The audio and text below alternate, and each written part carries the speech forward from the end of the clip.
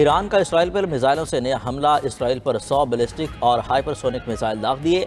हमले में 4 इसराइली हलाक, 12 जख्मी हो गए। इसराइली शहर हीफा में ईरानी मिसाइल से इमारत को नुकसान पहुंचा। हीफा में ड्रोन हमले से रिफाइनरीज में आग लग गई। ईरान का हीफा के माशी मराकज़ को भी निशाना बनाने का दावा। हमले के बाद इसराइल भर में सायरन बजने लगे। शिमाली इसराइल में मुख्तलिफ मकामात पर धमाकों की आवाज़ें सुनी गईं। ईरानी सरकारी टीवी के मुताबिक इसराइल पर हाइब्रिड ड्रोन मिसाइल भी दागे गए हैं। ईरान का 1 घंटे में 10 इसराइली तैयारे गिराने का दावा। इसराइल के ईरान पर क्रूज़ मिसाइलों से हमले, 2 जनरल समेत 30 ईरानी फौजी शहीद कर दिए। जनरल गुलाम रजा मेहराबी और जनरल मेहदी रब्बानी हमलों का निशाना बने। ईरान के मजीद 3 एटमी साइंसदान शहीद, तादाद 9 हो गई। अली बखोई करीमी, मंसूर अस्करी और सईद बर्जी को निशाना बनाया गया। इसराइल के ईरान के 19 मकामात पर हमले। बू शहर में दुनिया की सबसे बड़ी गैस फील्ड पर भी हमले। जनूब पारिस में वाक़ई गैस फील्ड के कुछ हिस्सों में आग भड़क उठी। ईरानी हुक्काम का कहना है कि गैस फील्ड की आग पर काबू पा लिया गया। उधर सेहूनी फोर्सेस के यमन पर भी हमले जारी। Houthi chief of staff Mohammed Abdul Karim इसराइली हमले में शहीद हो गए।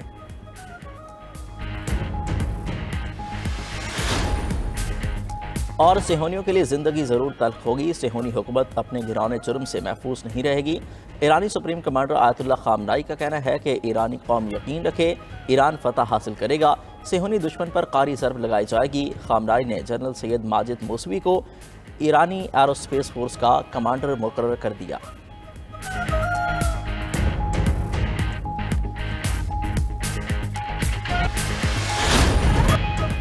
ईरान के आज रात भी ईरान पर तबाहकुन मिसाइल हमले। मुतवक्के ईरानी सरकारी मीडिया का कहना है इसराइल पर मुतवक्के ईरानी हमले शदीद होंगे।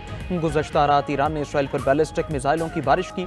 दारुल हुकूमत तल अवीव समेत पूरा इसराइल लरजता रहा। ईरान ने इसराइल पर 5 मरहलों में 200 से ज़ायद मिसाइल दागे। बंकर्स में छुपे होने के बावजूद 4 इसराइली हलाक, 172 से ज़ायद जख्मी हुए। इसराइल ने अपने 7 फौजी जख्मी होने की तस्दीक कर दी। ईरान का इसराइली एटमी तहकीकी मरकज़ को निशाना बनाने का दावा। वज़ारत दिफा के करीब मिसाइल गिरने से इमारत में आग भड़क उठी। ईरानी हमले में इसराइली फौजी हेडक्वार्टर किरिया की इमारत निशाना बनी। हमले में न्यूअतीम और ओदा एयर बेसिस को निशाना बनाया गया। इन एयर बेसिस पर सेहूनी हुकूमत का कमांड एंड कंट्रोल सेंटर और इलेक्ट्रॉनिक वॉरफेयर सेंटर वाक़ है। इन दोनों अड्डों को ईरान के खिलाफ जारहियत के लिए इस्तेमाल किया गया था। इसराइल के बेन गुरियन एयरपोर्ट गैर मुय्यना मुद्दत तक बंद कर दिया गया। ईरान का इसराइल के खिलाफ ऑपरेशन बादाए सादिक 3 जारी। ईरान ने अमेरिका, बरतानिया और फ्रांस को भी खबरदार कर दिया। तीनों ममालिक इसराइल की ईरानी हमले रोकने में मदद न करें, वरना खित्ते में मौजूद तीनों ममालिक के फौजी अड्डे और बहरी जहाज ईरान के निशाने पर होंगे। इसराइल के खिलाफ कार्रवाई पर ईरानी शहरों में जश्न का समा। ईरान का इसराइल पर तबाहकुन खैबर मिसाइल दागने का ऐलान। ईरानी हुकूमत का कहना है खैबर मिसाइल की तबाही से दुनिया हैरान रह जाएगी। ईरानी सुप्रीम कमांडर आयतुल्लाह खामेनाई का कहना है सेहूनियों के लिए जिंदगी जरूर तल्ख होगी। सेहूनी हुकूमत अपने घिनौने जुर्म से महफूज नहीं रहेगी। ईरानी कौम यकीन रखे, ईरान फतह हासिल करेगा। सेहूनी दुश्मन पर कारी ज़रब लगाई जाएगी। खामेनाई ने जनरल सैयद माजिद मौसवी को एरोस्पेस फोर्स का कमांडर मुकर्रर कर दिया। खामेनाई के आला फौजी मुशीर जनरल अहमद वाहिदी का कहना है ईरान ने इसराइली एयर बेसेस, अस्करी और सनती मराकज़ को निशाना बनाया। इसराइल के खिलाफ ऑपरेशन जारी रखेंगे। ईरानी हुकाम का कहना है महाजराई महदूद कार्रवाइयों से खत्म नहीं होगी। इसराइल के खिलाफ ईरान के हमले जारी रहेंगे। ये कार्रवाई इसराइल के लिए इंतहाई तकलीफ दे और अफसोसनाक होगी। उधर यज़्द शहर में तस्वीर लेने और इसराइल के लिए जासूसी करने के इल्जाम में 5 अफराद को गिरफ्तार कर लिया गया।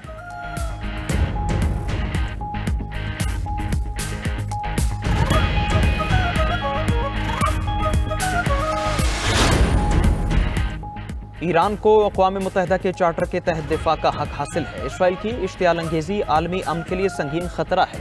वज़ीर-ए-आज़म शहबाज शरीफ की ईरानी सदर मसूद पेज़ेश्कियान से गुफ्तगू। ईरान पर इसराइली हमलों की शदीद मज़म्मत, बरादर मुल्क से इज़हार यकजहती किया। वज़ीर-ए-आज़म शहबाज शरीफ ने गुफ्तगू में कहा कि इसराइली हमला ईरान की खुद मुख्तारी और अक़वाम मुत्तहिदा चार्टर की खिलाफ वर्जी है। पाकिस्तान ईरान और बरादर अवाम के साथ खड़ा है। आलमी बरादरी इसराइल को गैर कानूनी इक़दामात से रोके। ईरानी सदर का मुश्किल वक्त में हिमायत पर पाकिस्तानी क़यादत से इज़हार तशक्कुर। वज़ीर-ए-आज़म शहबाज शरीफ और तुर्क सदर उर्दुवान के दरमियान भी राबिता।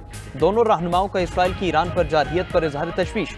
आलमी बरादरी से इसराइली जारहियत रोकने का मुतालबा कर दिया। वज़ीर-ए-आज़म शहबाज शरीफ ने कहा पाकिस्तान क़याम अमन के लिए मौसर किरदार अदा करता रहेगा।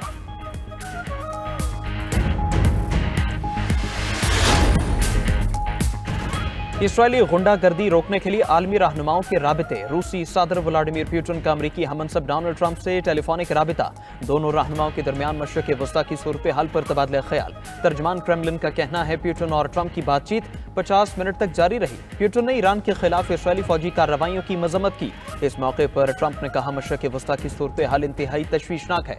अमरीका ईरानी नुमाइंदों से दोबारा मुज़ाकरात के लिए तैयार है। तुर्क सदर उर्दवान और सऊदी वली अहद मोहम्मद बिन सलमान का भी राबिता। सदर उर्दवान ने कहा, कशीदगी कम करने के लिए इसराइल को रोका जाना चाहिए। नेतन्याहू हुकूमत इलाकाई इस्तेहकाम के लिए सबसे बड़ा खतरा है। जौहरी तनाज़ात सिर्फ मुज़ाकरात से ही हल हो सकते हैं। फ्रांसीसी सदर का ईरानी हमनसब मसूद पेज़ेश्कियान से राबिता। ईरान को एटमी प्रोग्राम पर दोबारा मुज़ाकरात की दावत। कहा कि ईरानी एटमी प्रोग्राम को मुज़ाकरात से हल किया जाना चाहिए। उधर ओमानी वज़ीर ख़ारजा का कहना है, अमरीका और ईरान के तयशुदा मुज़ाकरात आज नहीं होंगे।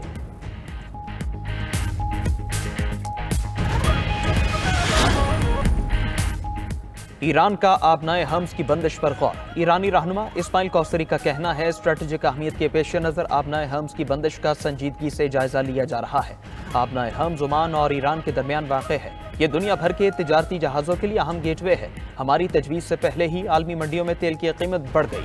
अगर इसराइल ने ईरानी तेल के ज़खायर को निशाना बनाया तो आलमी तेल मार्केट में नहायत मनफी असर पड़ेगा। ईरानी मीडिया के मुताबिक खलीज फारिस में वाक़ आबनाए हम्स से यौमिया 17 मिलियन बैरल से ज़ायद तेल की तरसील होती है। उर्दन ने अपनी फ़ज़ाई हदूद दोबारा खोल दी। ईरान और इराक की फ़ज़ाई हदूद बदस्तूर बंद। ईरान ने अंदरून और बैरून मुल्क तमाम परवाज़ें मुअत्तल कर दी। मुसाफिर और शहरियों को हवाई अड्डों का सफ़र न करने की हिदायत। ईरानी हुजाज की सऊदी अरब से वापसी की परवाज़ें भी मनसूख। ईरान और इसराइल जंग के बाद आलमी मार्केट में खाम तेल 7% महंगा। अमरीकी खाम तेल की फ़ी बैरल कीमत $5 के इजाफे से $73 फ़ी बैरल हो गई। पेट्रोल के बाद आलमी सतह पर सोने के भाव में भी इजाफा हुआ। आलमी बाजार में सोने का भाव $15 इजाफे से $3,432 फ़ी आउंस हो गया। पाकिस्तान में फ़ी तोला सोना ₹1,500 महंगा हुआ। मुल्क में फ़ी तोला सोने की कीमत ₹3,63,000 हो गई है।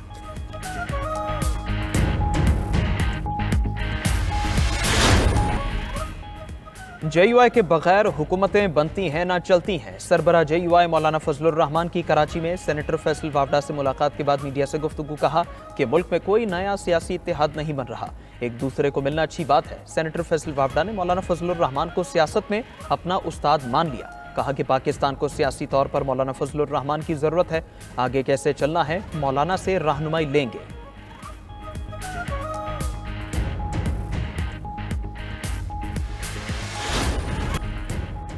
पाकिस्तान की 95% आबादी टैक्स अदा करने के काबिल नहीं। मुल्क में दौलत की तकसीम गैर मुनसिफाना है। चेयरमैन FPR का कहना है, सिर्फ 5% मुल्क की आबादी के पास दौलत है। टॉप 1% घरानों की सालाना औसत आमदनी 1 करोड़ सालाना है। पाकिस्तान में अमीर घरानों की तादाद 6,70,000 है। इन 5% लोगों के ज़िम्मे 1700 अरब रुपए टैक्स वाजिबात बनते हैं। ये लोग सालाना सिर्फ 499 अरब रुपए टैक्स देते हैं। टैक्स नेट को तौसी देने के बजाय अमीर तबके से ज़्यादा टैक्स लेने की ज़रूरत है। मुल्क में टैक्स फाइलर्स की तादाद 60 लाख है। शदीद गर्मी के बावजूद 95% लोगों के पास एयर कंडीशन नहीं। मुल्क में बारोज़गार अफराद की तादाद 6 करोड़ 70 लाख है।